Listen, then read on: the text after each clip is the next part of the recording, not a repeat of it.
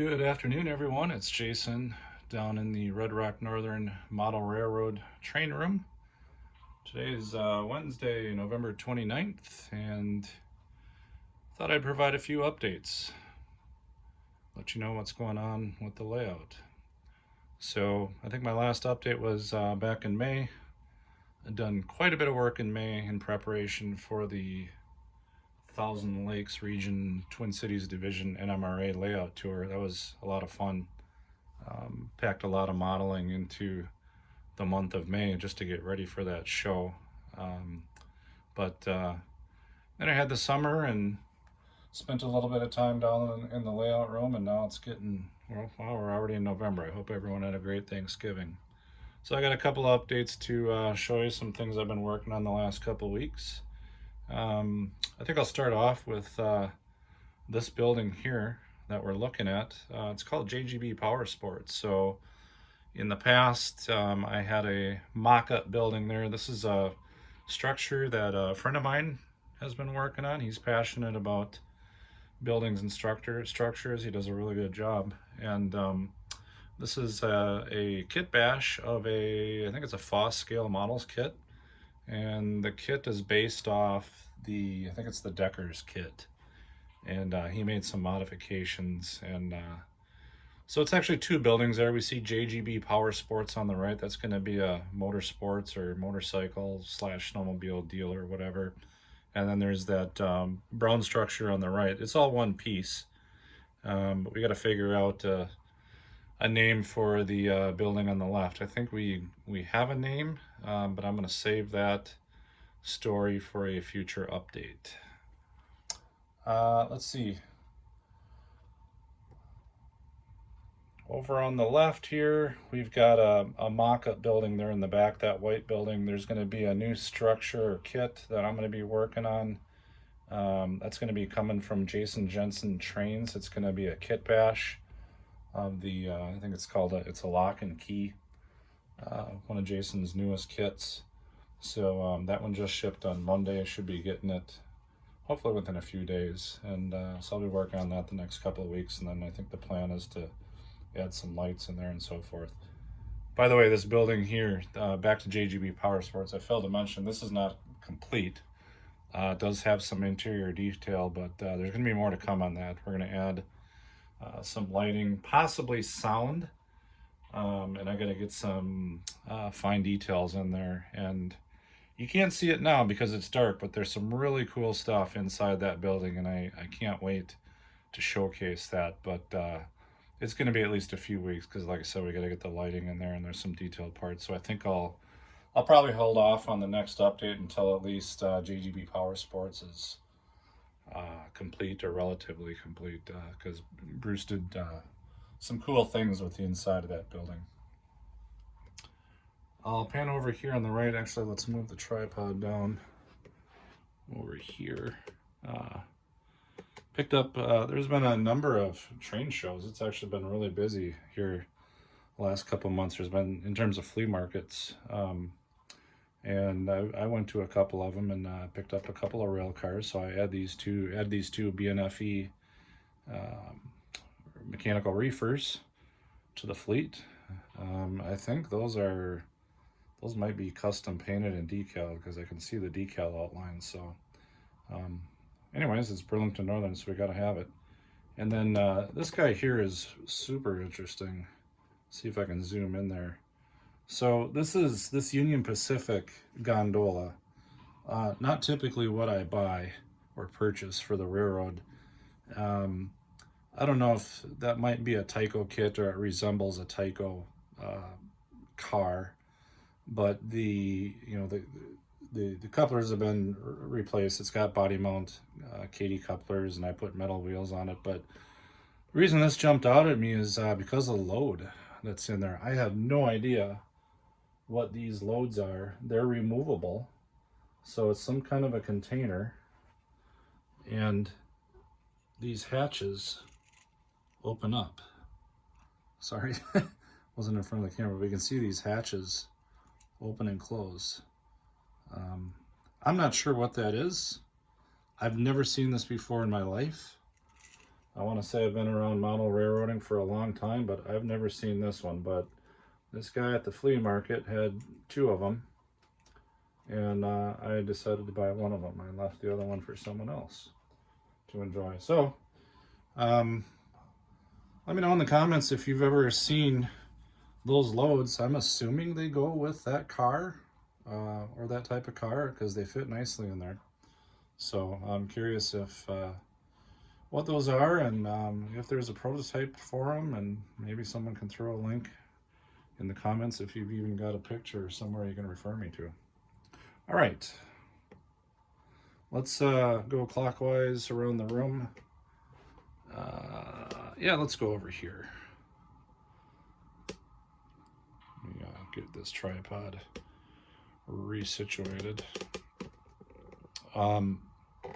We'll do this one next. So I've been, since joining the NMRA back in February and being on the layout tour, I had a number of guests visit the layout, and a couple of them were master model railroaders, and a couple of them were the the leadership for the Twin Cities division and Thousand Lakes region and so forth. So when they saw my layout, they had asked me if I'd applied for any of the AP certificates or Golden Spike awards and things like that, and that had never been on my radar in the past. But they said that based on what they see, that I either already qualify or I'm close to qualifying for some of them, such as Golden Spike, AP Electrical, or excuse me, let me rephrase that. It's model. I think it's Model Railroad Engineer Electrical AP, and then the Scenery AP. So I went ahead and applied for those things. Oh, as well as the Golden Spike Award, which is kind of it's not an AP, I don't think, towards the Master Model Railroader, but it's kind of a more of a kind of a, I don't know, I'll call it entry level overall. You did a bunch of things on the layout and it's mostly complete. So anyways, I applied for those things, thinking, well, if I've already done the work, I might as well, I'm not in it for the recognition, but it would be cool to add the certificates in case I do decide to, chase a master model railroader designation sometime in the future. But anyways, this was part of that. So this is for the, one of the things that you have to perform or demonstrate for the electrical engineer is be able to show a couple of tracks where you can cut the power. I think the idea is that you can perform it. A lot of people might do it in some kind of locomotive or power facility where you can set your power out, and then you can shut off the tracks with the toggle switch so that if there's sound locomotives, they don't continue to run and make sound and so forth. Or you can shut the power off so that you're not drawing amperage to those tracks if the power is needed elsewhere on the layout. So I went ahead and instantiated that, not in my engine facility here, but on my staging track. So if you know my layout, you know that I've got a staging track here in Red Rock Yard. It's hidden. It's behind that retaining wall. And I've also got a staging track, likewise in Granite Creek, behind that behind that retaining wall. So what I did is I added the ability to cut power to both of those staging tracks with these toggle switches that I installed. And so the Red Rock power cutoff is here, and the Granite Creek power cutoff is there. So just to demonstrate, behind this retaining wall, just past to the right of where that signal is for the tunnel portal, there's a locomotive sitting behind there, a sound locomotive, and right now the track power for staging is toggled off on both of them. But if I flip this switch up, hopefully you can pick that up or hear that, but there's a Athearn Progressive Rail SD39 sitting behind hidden staging back there. And in fact, I can bring him out.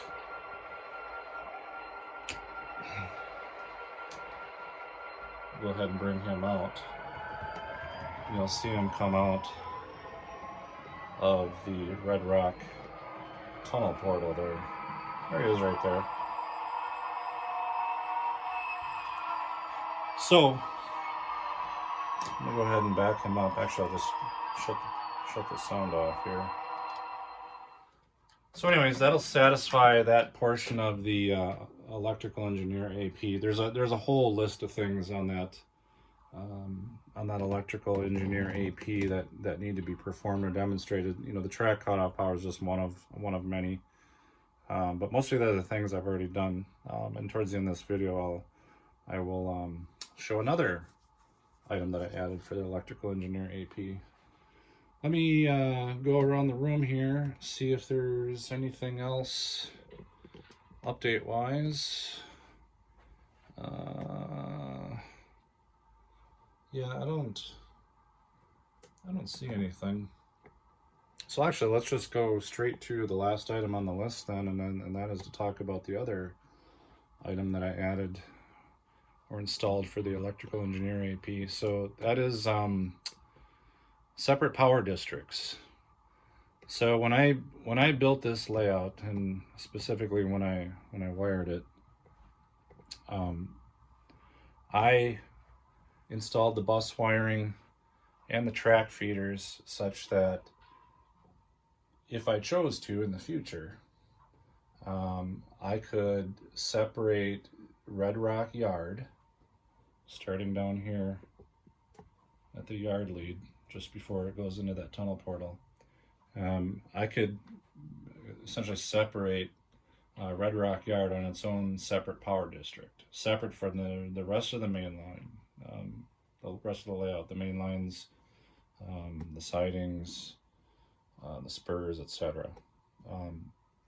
So that was I was fortunate to do that because, like I said, one of the items on the electrical engineer AP is to demonstrate the ability to create separate blocks or districts. So the electrical engineer AP has been around for a long time, and it it covers both DC layouts as well as DCC. So with if we get a DC layout, obviously what that speaks to is the ability to set up different blocks, DC blocks, and to be able to control them independently, control power independently, be able to have short detection independently, etc. DCC, it's the same, basically the same concept, having separate power districts, but in this case DCC power districts, and then of course having the rail gap isolation to be able to show where those one district ends and another starts. So again, the way I did this is Red Rock Yard is one power district, and the entire rest of the layout is another power district. Now, one of the benefits that this gives me, aside from just satisfying an electrical engineer AP, is that, and the whole reason why I wired it this way to start with, was so that if there's ever a short, someone derails or a car comes off the track or a locomotive or anything like that, anything that shorts a track, instead of the entire layout being shorted, it's only going to short the tracks and cut power within that power district. So prior to this conversion or addition, if I had an operator working in Red Rock Yard here, for example, and they ran through a switch and the power went on the ground and shorted the tracks, everyone else on the layout, on the main line and working the spurs and over here in Granite Creek, the entire track's going to be dead. But with this conversion, a derailment in the yard means that the track power is cut off only in that yard and the rest of the layout is functional. So the way that I did that is, I'll bring the camera over here, see if we can see this. The yard is isolated. I cut the rail just really right in front of that tree. You can see it right there, just slightly to the right. Hopefully you can see that. So that's where the track isolation is, that separates the yard from the rest of the entire layout. And then, so of course, we've got track feeders and track bus dedicated to the yard, basically from this point all the way to the right, covering all 5-yard tracks plus the engine facility tracks, and then all the feeders for the rest of the entire layout. For instance, the siding, the main line up here, you know, the spur for Summit Cement and so forth. That is all wired to a different electrical track bus. And I didn't install any new bus lines. Like I said, when I originally wired this layout in 2016 and installed the feeders, I had the, you know, the foresight that I might one day want to do this, and so that's at the time that I installed the dedicated track buses for, you know, the layout, and then isolating the yard. So really, about the only thing that I had to do was to perform this is to cut the track.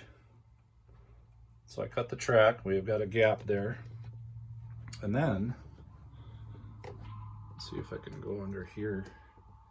I gotta drop. I'm gonna try to do this without shaking the tripod too much. Apologize. But we need to go under the layout.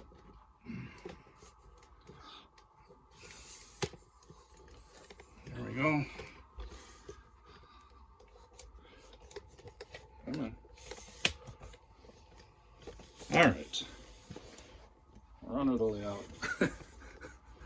Trying to collapse the tripod while recording video. So this is basically mission control, where everything ties in. It's where all the track power is. I'll pause one moment for my Union Pacific Railroad clock on the wall to stop chiming. It's noon. So anyways, what did we do under here? Well, this is my original DCC command station. That's a DCS 100 from the Digitrax Super Chief that I bought or purchased back in around 2002. So this thing is still going strong, but the only thing I've done to it is replace the CMOS batteries in there every couple of years. But what I did is I purchased a Digitrax DB210 power booster. So the power booster is what allows a Digitrax DCC layout to segment the track and have different power districts. So now, whereas before the DCS 100 was powering the entire layout in terms of powering, you know, providing rail power, now the DB210 provides track power and isolation to the yard segment, so all the yard tracks and the engine terminal. And then the DCS 100 provides track power and isolation and short detection and all that good stuff for everything but the yard. So the main line, the sidings, the spurs, etc. So that works really well. In fact, let's get out from under the layout. I can demonstrate this. Again, apologies for the movement. I'm going to put the tripod back up. Show you what I'm talking about. In fact, let's use our Progressive Rail sound locomotive. Here, we'll put this right here. So, and I'll get my little blue flagman in the picture there. Hopefully you can see him. All right, so the blue flagman, you should see a blue LED lights coming from him.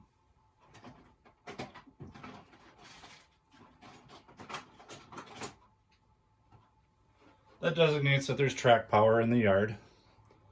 And I will turn on the sound for the Progressive Rail locomotive. So what I'll do here is I will slowly move the Progressive Rail locomotive forward. You can see that moving, and then what I can do is short the track here in the yard.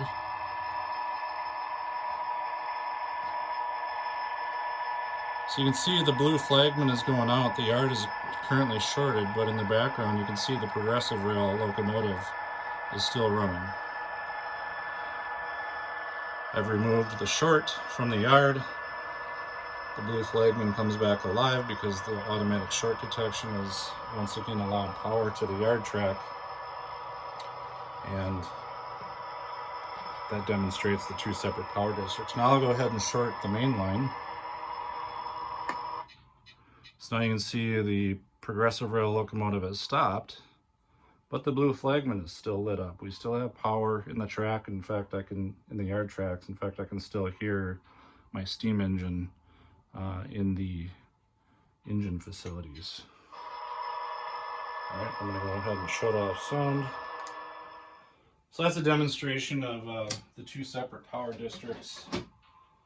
That was all. I mean, it took a few hours to get under the layout and, you know, clean up some of the wiring and tie in the track bus, or actually the separate yard bus into the new power booster. But it was all fairly simple, and again, it was not too difficult because I did the right wiring beforehand. So I kind of future-proofed it. So anyways, that is about it for the layout updates. I'm going to go ahead and sign off our Progressive Rail locomotive. I just stopped it over there. And we'll head into the holiday season. It's almost December. I don't know if I'll have another update before Christmas. A lot of it has to depend on how far I get with these buildings over there. I think I do have some work sessions planned with Bruce. He's gonna help me build up my confidence in working on these new kits in the next couple weeks. And so I think if I make some progress there, we'll be able to have an update around Christmas, or maybe even before that. Don't know that the lighting will be in, but anyways, we'll see. If not, have a wonderful holidays. Be safe. Hope to see some family. Spread the love and joy. And I'm going to go ahead and end this video and sign off. Thank you.